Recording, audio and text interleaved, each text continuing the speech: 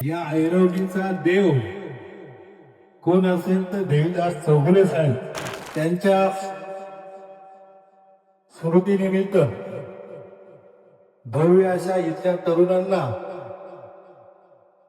खऱ्या अर्थाने एक प्रेरणा देण्याचं काम सन्माननीय साहिलजी चौगुले साहेब यांच्या माध्यमातून होत असतं. या ऐरवली विभागामध्ये साहिलजी चौगुले या नावाचा डंका होत आहे आणि तो डंका येणाऱ्या महानगरपालिकेमध्ये नक्कीच वाजून जातो अशी आम्ही या ठिकाणी अपेक्षा व्यक्त करतो.